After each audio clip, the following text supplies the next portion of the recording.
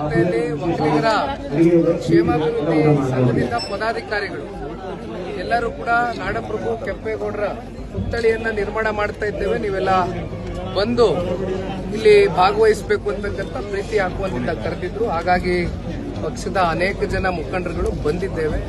ಬಂದು ಇಲ್ಲಿರ್ತಕ್ಕಂಥ ಗ್ರಾಮಸ್ಥರು ಮತ್ತೆ ಸಮಿತಿಯ ಎಲ್ಲ ಪದಾಧಿಕಾರಿಗಳಿಗೆ ಒಂದು ಗೌರವವನ್ನು ಸಲ್ಲಿಸಿದ್ದೇವೆ. ಸರ್, ಈಗ ರಾಜ್ಕುಮಾರ್ ಸ್ಮಾರಕಕ್ಕೆ ಜಾಗಪಟ್ಟರು ವಿಚಾರಕ್ಕೆ ಸಂಬಂಧಪಟ್ಟ ಸಾಕಷ್ಟು ಚೇತನ್ ಅಹಿಂಸಾ ಅವರು ಈಗ ನಿಮ್ಗೆ ಮಾತಾಡೋದಕ್ಕೆ ಏನು ಅರ್ಹತೆ ಇದೆ? ಅವರು 3 ಬಾರಿ ಸೋಲಿಸಿದ್ದಾರೆ ಅನ್ನೋ ಅರ್ಥದಲ್ಲಿ ಈಗ ಇಲ್ಲಿ ಅವ್ರ ಬಗ್ಗೆ ಬೇಡ, ಬಟ್ ಒಂದು ವಿಚಾರ ನಾನಿಲ್ಲಿ ಚರ್ಚೆ ಮಾಡ್ಲಿಕ್ಕೆ ಬಯಸ್ತೇನೆ.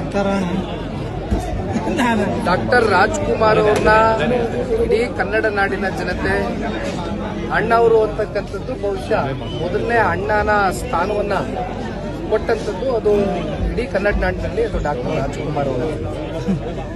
ಆ ಸ್ಥಾನ ಬಹುಶಃ ಅವರ ಒಂದು ಕಲಾಕ್ಷೇತ್ರದಲ್ಲಿ ಯಾವ ರೀತಿ ಇಡೀ ದೇಶ ಮತ್ತೆ ಅಕ್ಕಪಕ್ಕ ರಾಜ್ಯಗಳಲ್ಲಿ ಇರ್ತಕ್ಕಂಥ ಅನೇಕ ಜನ ಕಲಾವಿದರು ಕೂಡ ಅವರು ಯಾವ ರೀತಿ ನಟನೆಯನ್ನ ಮಾಡ್ಕೊಂಡು ಬಂದ್ರು, ಜೊತೆಯಲ್ಲಿ ಯಾವ್ಯಾವ ರೀತಿ ಸಮಾಜಕ್ಕೆ ಒಂದು ತಿದ್ದಿ ಬುದ್ಧಿ ಹೇಳ್ತಕ್ಕಂಥ ಅನೇಕ ಕಥೆಗಳನ್ನ ಆಯ್ಕೆ ಮಾಡಿ ಅದರ ಮೂಲಕ ಸಮಾಜವನ್ನ ಪರಿವರ್ತನೆ ಮಾಡ್ತಕ್ಕಂಥ ಮೇರು ನಟ ಅಂತಕ್ಕಂಥದ್ದು ಕರೆದ್ರೆ ಬಹುಶಃ ನಾವ್ಯಾರು ತಪ್ಪಾಗ್ಲಿಕ್ಕಿಲ್ಲ.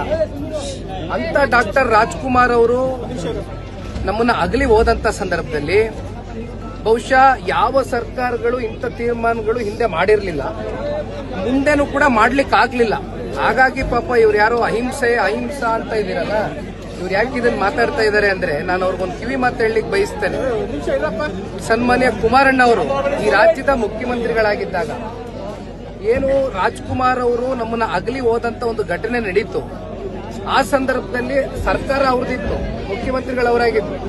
ಆಗ ಅವರು ತಗೊಂಡಂತ ಒಂದು ನಿರ್ಣಯ ಬಹುಶಃ ಮುಂಬರ್ತಕ್ಕಂಥ ದಿನಗಳಲ್ಲಿ ಇಂಥ ಘಟನೆಗಳು ಏನಾದರೂ ಕಲಾಕ್ಷೇತ್ರದಲ್ಲಿ ಸಾಧನೆಯನ್ನ ಮಾಡಿರ್ತಕ್ಕಂಥ ಕಲಾಭಿಮಾನಿಗಳಿಗೂ ಕೂಡ ಗೌರವ ಸಲ್ಲಿಸಬೇಕು. ಜೊತೆಯಲ್ಲಿ ಯಾರ್ಯಾರು ನಟರು ನಮ್ಮ ಒಂದು ಕರ್ನಾಟಕದ ಕ್ಷೇತ್ರಕ್ಕೆ ಒಂದು ಕೊಡುಗೆಯನ್ನ ಕೊಟ್ಟಿದ್ದಾರೆ, ಇಂಥ ದಿನಗಳೇನಾದರೂ ಎದುರು ನೋಡಿದಂತ ಸಂದರ್ಭದಲ್ಲಿ ಮುಂಬರ್ತಕ್ಕಂಥ ಸರ್ಕಾರಗಳು ಈ ರೀತಿಯಾದಂತ ಒಂದು ಗೌರವವನ್ನು ಅರ್ಪಿಸಬೇಕು ಅಂತಕ್ಕಂಥ ಹಿನ್ನೆಲೆಯಲ್ಲಿ ಒಂದು ಮಾರ್ಗದರ್ಶನವನ್ನ ನೀಡಿದಂಥದ್ದು ಸನ್ಮಾನ್ಯ ಕುಮಾರಣ್ಣ ಅವರು ಮೇಲ್ಪಂಕ್ತಿಯನ್ನ ಹಾಕೊಟ್ರು. ತಪ್ಪೇನಿದೆ?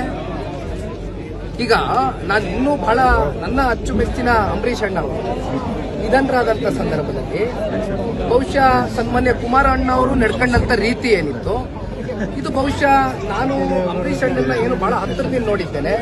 ಕುಮಾರಣ್ಣ ಅವರು ಮತ್ತೆ ಅವರ ಒಂದು ಸಂಬಂಧ ಮತ್ತೆ ಅವರ ಬಾಂಧವ್ಯ ಏನಿತ್ತು ಅದು ಇಂದಿನಿಂದ ಅಲ್ಲ.